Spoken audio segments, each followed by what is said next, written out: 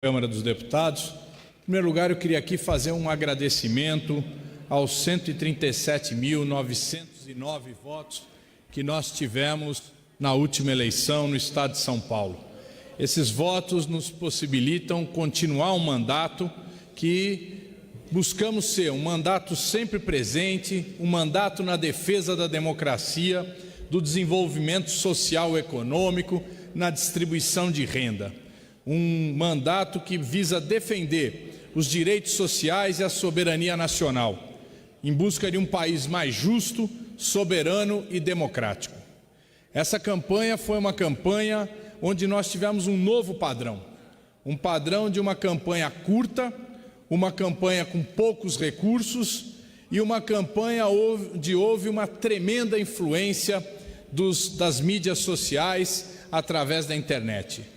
Uma campanha onde a maioria da formatação de campanha que nós conhecemos e conhecíamos mudou completamente.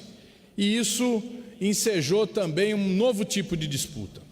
O PT, nesse quadro, conseguiu manter os seus espaços.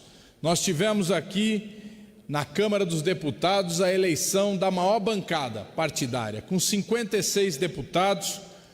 Garantimos a eleição de 4 governadores de estado, tivemos 30 milhões de votos no primeiro turno e 47 milhões de votos no segundo turno, firmando o partido como o principal partido da oposição em nosso país. Um partido com grande enraizamento no povo brasileiro, com ligações importantes no movimento social, no movimento sindical, na intelectualidade de nosso país. E isso, sem dúvida nenhuma, apesar de ser uma derrota política eleitoral, é uma vitória de manutenção do nosso partido nessa eleição tremendamente conturbada que nós tivemos no Brasil. Uma eleição que deu a vitória a Bolsonaro e que nós dizemos aqui publicamente, é uma vitória do ponto de vista numérico inquestionável, mas uma vitória que precisa ser investigada. Uma vitória onde as denúncias que foram apresentadas pela Folha de São Paulo, de impulsionamento de fake news e de caixa 2 empresarial, tem que ser apurada, porque não é possível que tamanho abuso, com tantas evidências, com tantas provas, fique sem nenhum questionamento. Por isso nós esperamos do Tribunal Superior Eleitoral que avance nas investigações sobre o caixa 2 empresarial, sobre a atuação das empresas de WhatsApp, de Facebook, de Twitter, para verificar exatamente como aconteceu isso. E se constatado, que se tomem as decisões necessárias em relação ao resultado eleitoral. Nós fomos derrotados por um projeto político que vem se constituindo desde os movimentos de 2013 contra o governo Dilma. Projetos que se iniciaram ao se colocar um questionamento à luta política que nós vínhamos fazendo em favor da liberdade do povo brasileiro, do desenvolvimento e da soberania nacional. Esse questionamento foi feito por um projeto que, inconformado com a derrota nas urnas em 2014, inicia a desestabilização do governo e a sua destituição através de uma farsa jurídica que caracteriza um impeachment golpista. Não se apresentaram provas alguma de que Dilma tivesse promovido qualquer ato de responsabilidade fiscal. O que se fez ali foi, sim, a articulação de uma frente parlamentar para retirar do poder o governo Dilma, que havia vencido legitimamente as eleições. Uma articulação de partidos da oposição com partidos que estavam no governo para tirar Dilma e constituir um novo arco de forças. Isso se efetiva em 17 de abril de 2016, com o afastamento da presidenta eleita, e em 31 de agosto de 2016, com a posse definitiva do golpista Temer. E essa posse foi que iniciou essa longa noite que nós estamos vivendo até agora e que provavelmente vai continuar por um certo tempo. Mas os golpistas não contavam com a força do PT. apesar das derrotas que nós tivemos nas eleições municipais de 2016. Nós aqui, nesse Congresso e nas ruas, lutamos firmemente contra a entrega do petróleo do pré-sal. Combatemos a reforma trabalhista com todas as nossas forças, reforma que tirou direitos fundamentais do povo brasileiro e que desorganizou o movimento sindical. Acumulamos forças e derrotamos a reforma da Previdência.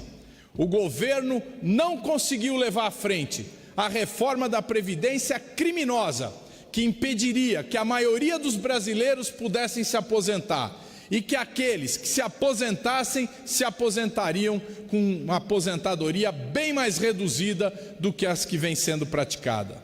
Fizemos a maior greve geral da nossa história, em 28 de abril de 2017.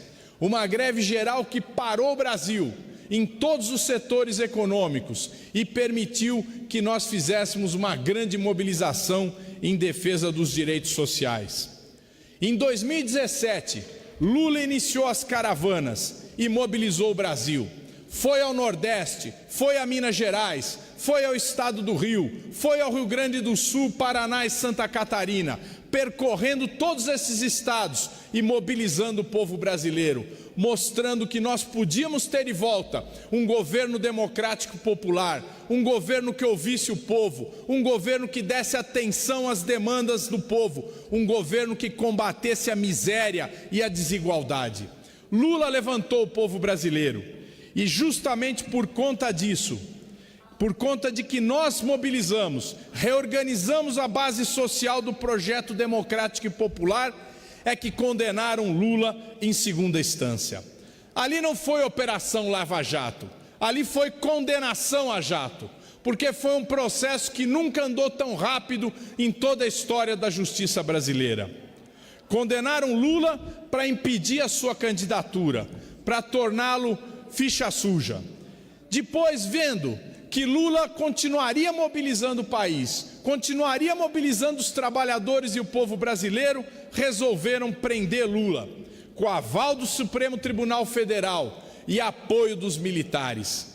É importante dizer isso, porque essas duas instituições não deixaram em nenhum momento de dar apoio a essa guinada antidemocrática que nós vivemos em nosso país.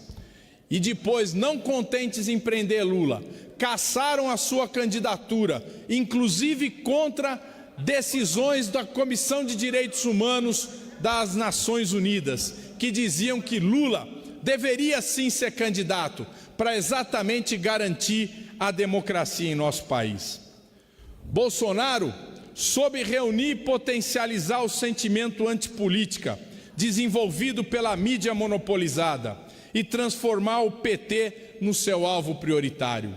São anos e anos em que a mídia desmoraliza o Congresso, desmoraliza o sistema político, buscando generalizar acusações e fazer com que o povo tenha aversão à política. Pois foi exatamente esse o mote que ensejou um discurso contra a corrupção por parte de muitos que estão melados com a corrupção e que vão fazer parte desse governo que vai se constituir a partir do dia 1º de janeiro. O PT foi o alvo principal, exatamente porque eles sabem da importância de derrotar o PT, impedir que o PT não só não fosse vitorioso, como também, não sendo vitorioso, fizesse uma oposição decidida aos desígnios desse governo. Apesar de toda a legislação e toda a ação que nosso partido fez no combate à corrupção, a Lava Jato nunca deixou de atacar Lula e o PT. Falhamos sim, falhamos ao combater juridicamente e politicamente essas acusações. Apesar de termos assumido publicamente o erro de termos sustentado nossa vida política e nossas campanhas políticas nas doações empresariais. Com certeza, nós deveríamos ter buscado formas alternativas de financiamento. E se houve um erro do PT, esse foi o erro, sempre reconhecido pela direção do nosso partido e por todos os companheiros que fazem a sua voz. O governo Bolsonaro não é apenas a continuação de Temer, é o aprofundamento dessa visão política, aprofundamento daquele documento chamado A Ponte para o Futuro, que nós chamamos aqui inúmeras vezes da pinguela para o passado, porque faz o nosso país voltar para trás, o nosso país recuar naquilo que nós conquistamos. Um governo que retirou direitos do povo, entregou nossa riqueza do petróleo e do pré-sal através da mudança do marco regulatório do petróleo, que permite a entrada das multinacionais na exploração do pré-sal. Um governo que garroteou o orçamento com a emenda constitucional 95, que faz com que faltem recursos para a saúde e para a educação, lá na ponta, nos municípios, nos estados, faltando dinheiro para que funcione as universidades, o ensino básico e o Sistema Único de Saúde. Um governo que, como resultado, aumentou em 11% a pobreza extrema no Brasil, chegando a 15 milhões de pessoas. Os rendimentos dos 10% mais ricos aumentaram 6%, enquanto a renda dos 50% mais pobres caiu 3,5%. É um governo que vem levando a concentração de renda, ao aumento do poder do capital financeiro. E esse ano, os 5 bancos que controlam o sistema financeiro nacional vão ter um lucro de mais de 18 bilhões de reais, um lucro astronômico que não para de crescer e que concentra a renda na mão daqueles que atuam junto ao capital financeiro. Deputado Zé Geraldo. Deputado Zaratini, parabenizar Vossa Excelência pelo pronunciamento, pela sua reeleição. Vossa Excelência também foi um grande líder da nossa bancada e com certeza te deu muita visibilidade pela sua capacidade de direção. Mas eu queria fazer uma referência aí ao tema que você escreveu e falou sobre o financiamento empresarial, e nunca teve ninguém mais aqui nesse plenário que lutou por uma reforma política com financiamento exclusivo, dinheiro público. Porque o que Vossa Excelência viu nessas eleições é que os ricos estão agora disputando a eleição. Olha o candidato a governador de Brasília. Qual é a sua declaração de recurso? É muito dinheiro. Então, lá no estado do Pará, deputado Zaratini, enquanto a nossa coligação, PT e PCdoB, não teve lá 5 milhões, 6 milhões do fundo eleitoral, um candidato a deputado estadual lá gastou 15 milhões. E não foi só um, não. Então, a hora que esse plenário, a hora que quiserem fazer uma reforma política para acabar com o financiamento empresarial e da pessoa física, o PT é o que mais quer que isso aconteça aqui no Congresso. Parabéns a Vossa Excelência. Exatamente, deputado Zé Geraldo. Muito boa o seu aparte, eu agradeço. E Vossa Excelência colocou claramente que o objetivo do PT sempre foi democratizar as eleições, reduzir o poder econômico nas eleições, para que o povo brasileiro possa ter as condições democráticas para escolher os melhores candidatos, aqueles que podem e devem lhe representar. Senhores deputados, senhoras deputadas, Bolsonaro quer destruir os pilares que garantiram o desenvolvimento no Brasil. Em primeiro lugar, uma legislação trabalhista que protege o trabalhador minimamente da superexploração capitalista. Uma reforma trabalhista que ele quer continuar, acentuar, retirando os direitos negociados, implantando uma tal de carteira verde e amarela, cujo objetivo é garantir ao trabalhador unicamente o seu salário. E isso significa voltar atrás, acabar com tudo aquilo que o trabalhador, desde o pós-guerra, conquistou em termos de direitos, fazer retroagir tudo isso exatamente para baratear o custo da mão de obra e aumentar a superexploração em nosso país. Um país onde dizem que a mão de obra é cara.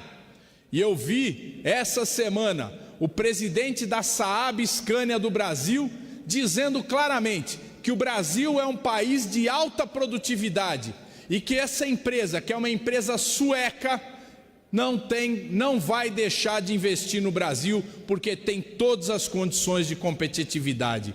Por isso é que nós precisamos desconfiar enormemente de todos esses argumentos que dizem que a mão de obra é cara no Brasil. Caro aqui são os juros, caro aqui são os lucros do capital financeiro, o custo do financiamento, isso que é caro, esse verdadeiro aspirador que retira recursos do bolso do povo e joga na mão de uma minoria que concentra a riqueza em nosso país. Bolsonaro quer destruir também um outro pilar do nosso desenvolvimento, que é a legislação previdenciária, que garante a proteção aos deficientes e aos idosos em nosso país. Essa legislação que impede que os mais fracos socialmente caiam na miséria, morram de fome, essa legislação eles querem mudar. Querem acabar com o direito do brasileiro se aposentar, querem acabar com o direito do brasileiro ter uma velhice digna, ter condições de vida digna, e para isso querem aprovar uma reforma baseada na ideia do sistema de capitalização, que já foi provado no Chile, um sistema que não garante ao idoso a sobrevivência, um sistema que reduz violentamente o valor da aposentadoria, quando não termina esse valor antes que a pessoa morra. Por isso, nós vamos nos opor também a essa mudança. Um terceiro pilar que Bolsonaro quer destruir é a rede de empresas estatais que garante o desenvolvimento nacional e a nossa soberania. Em boa parte, Temer já executou esse programa, principalmente ao reduzir o papel do BNDES. Nós estamos vendo hoje o BNDES emprestando o mesmo volume de dinheiro que na década de 90 do século passado. Bolsonaro quer aprofundar isso, enxugando e limitando a atuação do BNDES, reduzindo a atuação do Banco do Brasil e da Caixa Econômica e vendendo suas subsidiárias, dizendo o que tem a ver o Banco do Brasil ter uma seguradora, a Caixa ter uma outra seguradora. Eles querem, na verdade, reduzir os lucros dos bancos estatais, porque essas subsidiárias garantem recursos para o Caixa Central. Da mesma forma na Petrobras, onde querem vender a BR Distribuidora, onde querem vender as refinarias, que são exatamente aqueles que garantem o enriquecimento do petróleo, que agregam valor e que permitem ao Brasil ter uma indústria petroquímica. Ora, acabar com as refinarias da Petrobras, entregá-las ao capital estrangeiro, significa interromper o desenvolvimento de um país como o Brasil. E além disso, fazer com que a Petrobras não tenha condições de sobrevivência, porque eles querem exatamente tomar os campos de petróleo de pré-sal da Petrobras para as empresas multinacionais. Reduzir essa rede de empresas estatais é um verdadeiro crime de lesa pátria, que vai encontrar aqui permanentemente a nossa oposição. Bolsonaro também quer acabar com um quarto pilar do nosso desenvolvimento, que é um ordenamento a partir da Constituição de 88, que garantiu uma ordem minimamente democrática em nosso país, que garantiu a liberdade de opinião, a liberdade de reunião e associação, a liberdade de imprensa. Outro não é o objetivo de projetos como esse Escola Sem Partido, de cercear a liberdade de opinião dentro das escolas e das universidades, impedindo o livre debate, impedindo a livre manifestação das pessoas, porque o que eles querem é exatamente retroagir aos tempos da censura em nosso país. Mas isso, nós temos certeza, a sociedade brasileira vai reagir firmemente, porque essa liberdade ela foi conquistada e ela será mantida, temos certeza. Mexer com a liberdade de imprensa, com ataques a órgãos de imprensa que nós do PT nos opomos politicamente, mas nunca perseguimos nenhum órgão de imprensa. Mas o que aparece agora é a intenção clara de que aqueles órgãos que não aderirem ao governo serão perseguidos e terão reduzidas as suas condições de sobrevivência. Com seus apoiadores, Bolsonaro quer destruir esses pilares da nação brasileira. Esses apoiadores, os chamados Chicago Holders, que são os antigos Chicago Boys, aqueles que na ditadura militar, junto com Delfim Neto, operavam a economia brasileira e levaram o Brasil ao desastre da hiperinflação, estão voltando agora com a mesma política de Milton Friedman que foi aplicada no Chile, que levou milhares de trabalhadores à miséria. Eles querem aplicar no Brasil. Essa política, que eu não diria nem neoliberal, é a política extremamente liberal, que quer reduzir as condições, rebaixar as condições de sobrevivência do povo brasileiro. A direita política e os conservadores de ultradireita, que vêm com seus projetos fundamentalistas tentar implantar uma nova ordem moral no Brasil, querer colocar todo o nosso país, com a sua diversidade, com a sua liberdade, com os seus direitos civis, sob uma forma que não é a forma mais possível de enquadrar o Brasil.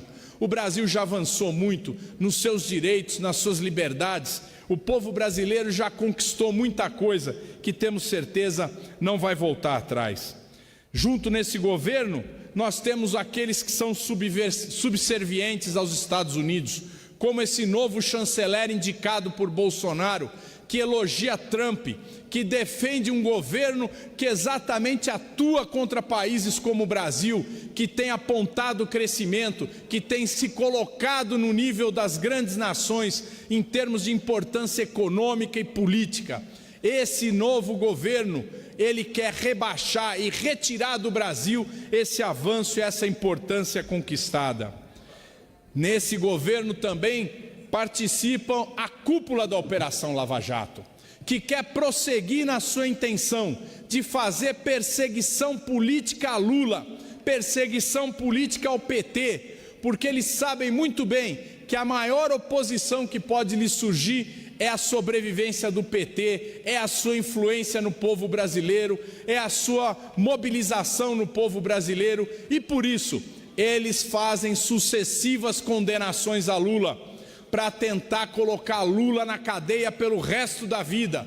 E vão tentar, não temos dúvida, impedir o funcionamento do PT, porque para eles o PT é um estorvo que não pode sobreviver, porque com certeza vai organizar a resistência a esse governo. Junto também estão os militares da velha guarda, aqueles militares que ainda vivem no mundo de 64, aqueles que ainda acham que é possível restabelecer aquela ordem da ditadura militar, aqueles que não entenderam que o Brasil evoluiu e que um novo mundo se constituiu e que nesse novo mundo o Brasil tem que ter sim forças armadas capazes de proteger o seu povo, proteger o seu território e proteger a sua soberania, e que não se faz isso com autoritarismo, mas sim constituindo um projeto de estratégia de defesa nacional que tem que ser colocado em pé e que foi constituído exatamente no governo Lula, com Nelson Jobim como ministro da Defesa e com a participação do próprio presidente da República, que foi quem colocou de pé novamente o programa nuclear brasileiro, o programa de defesa aérea do Brasil e o programa de nossas fronteiras. Esse governo encontrará a nossa resistência.